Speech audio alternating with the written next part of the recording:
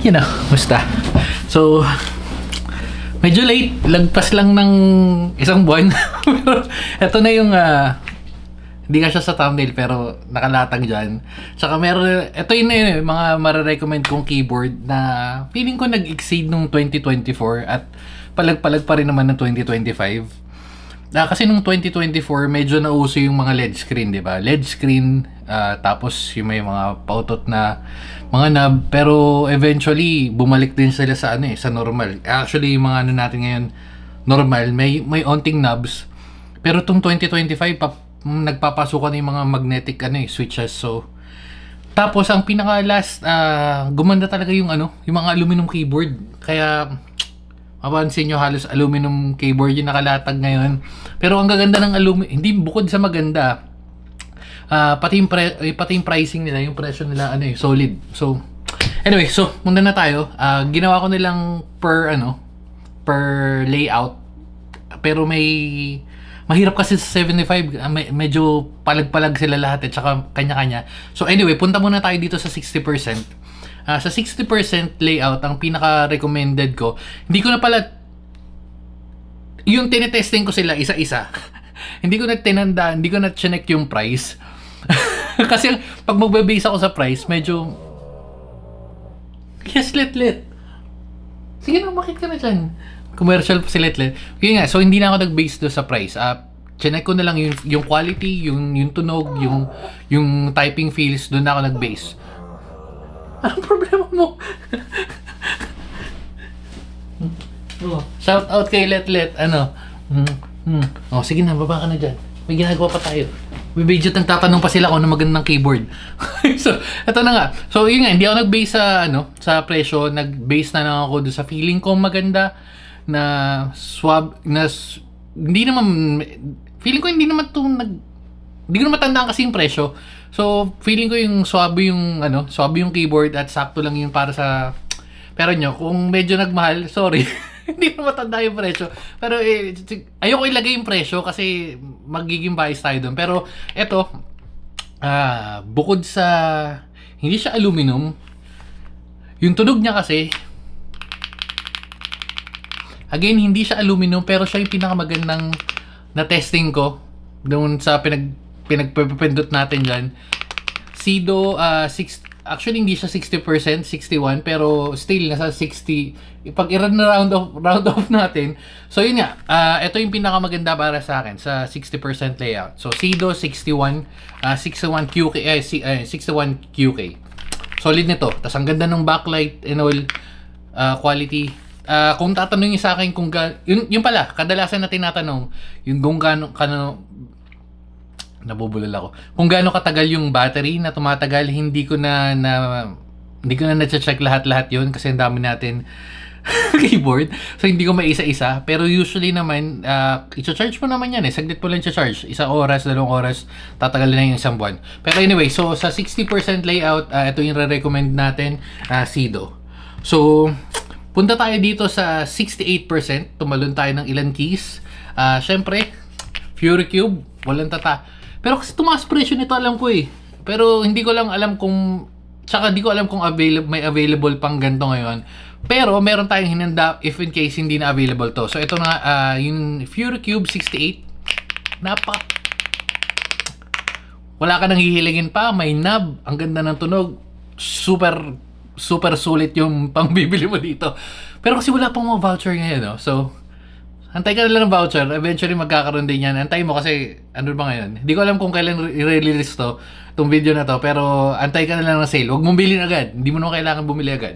Okay, so ito nga, Fury Cube. Ngayon, kung hindi ka naman makakabili ng Fury Cube or medyo mas mataas, ito yung napili ko personally na okay. Kasi unang, laki ng improvement niya from V1. Ito yung Pluma. Ayun, RAK Pluma V2. Hindi siya di siya aluminum pero kasi para alam ko less than 2,000, parang less than 1.5 na yata to Pero still quality to. Sa lahat ng lahat ng keyboard ko. Of course, di naman lahat ng keyboard magkakaroon ako. Pero sa mga napag-review natin, ito yung pwedeng pamalit sa Fury Cube just in case na mahal yung Fury Cube or hindi siya available. So ito, sigurado ako meron itong available to sa market. So yan, Rock Pluma sa 68%. So talon tayo dito sa 75. Dito ako medyo nahirapan kasi ang dami nilang maganda tapos iba-iba pa. Wala sa akin yung Veter. Na review na naman natin. Actually meron pa isang video nun, Veter tsaka yung Faker. Wala siya dito pero kasi ginagamit na Bekbek. Pero balikan nyo na ng video na yun or check nyo ng video na yun. Tapos ang kinumpare ko or tinapat ko sa kanya is itong Red Alien. Ano nga itong title nito? Basta Red Alien, Red Dragon or Red Alien yan. Itong keyboard na to na 75% rin. If trip mo yung may knob, ito yun. If trip mo naman yung may knob at the same time may screen dun sa Veter, at pag hindi mo naman trip yung may knob at may screen dito ka sa Classic, ito naman yung Inky. Ito rin, alam ko nagkaubusan rin to. Yung naubos, tumaas rin yung presyo. Pero yan, ito yung isa nating recommended pa. Lahat sila aluminum pero napaka-classic nito. Tingnan mo, ganda. Sobrang ganda. Feeling ko itong pinakamagandang itong pinakamagandang build, itong Inky. Pero nagmahal kasi. Nagmahal kasi. Yun. Tapos, ito naman ang maganda naman dito sa Red Alien to, alam ko eh. Ang maganda naman sa kanya, kung hindi Red Alien, lalagay ko lang yung pangalan dyan, nakalimutan ko na. Kung hindi naman, ang maganda naman dito, if dalawa or nakakonect ka sa Mac and Windows and Mac, automatic na detect niya, hindi mo na kailangan magtatab-tab or mag-click-click. Sobrang easy switch lang. Okay, so yun na yun. And yung Veter, again, ayun lang yung picture, pero solid din yung Veter. Alam ko hindi sila nagkakalayo sa presyo, so wala kang talo sa kahit anong keyboard na yun, the best yun. Tapos talo na tayo sa sa 87 keys, which is yung bigat, which is paborito kong layout. Feeling ko nung nung 2024 hindi tayo masyado nakabili actually nakabili pala, pero ang hirap kasi tapatan nito. Ang ganda nitong Wake Up.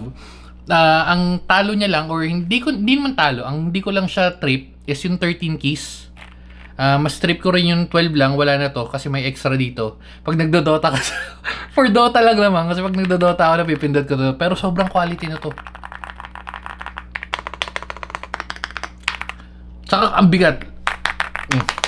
Try mode, napakaganda pati yung quality. Basta, so, as in, hands down. Balikan nyo na lang review or yun na video na naman natin dito. Pero ito yung marirecommend ko.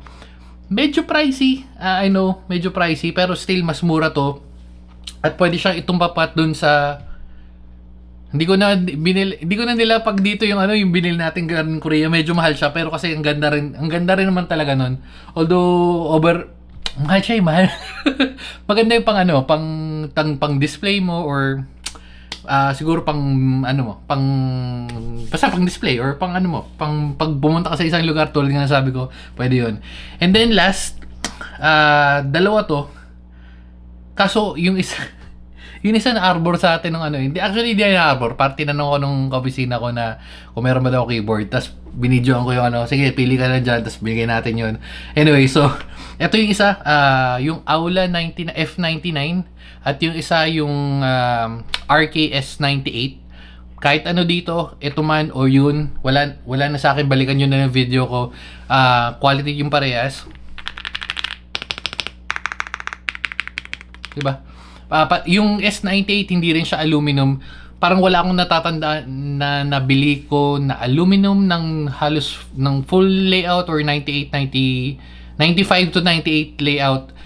Isa pang hindi ko pala nabili yung James Donkey. Feeling ko maganda yon. Kaso wala akong nabili last year.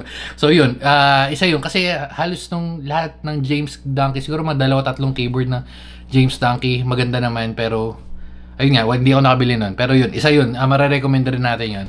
Okay, so yun na yun. At abangan natin sa 2025 kung ano yung mga malulupit na keyboard na dadating. Pero feeling ko nga, kasi nakabili na tayo ng mga ilang keyboard. Yun nga, spoiler, meron tayo puro mga magnetic switches din dumadating. Hindi ko alam kung may magbabago dun sa... Kasi medyo ngayon pangit yung tunog. So if yung tunog yung habol mo, Kung medyo tunog habol mo, bibigyan na natin treats, tapusin na natin yung video. Kung yung tunog habol mo, mag-stick pa rin ako sa ganito, sa mechanical keyboard, kasi sobrang ganda ng tunog. Pero tingnan natin kung magbabago yung sa mechanical switches 2025 and moving forward. So yun lang, dito na natin natapusin. Ano naman? Sige na, babay ka na sa kanila. Mag-treat sa Letlet. Bye guys. Bye. Babu. Letlet. Bye Nagi. Babu.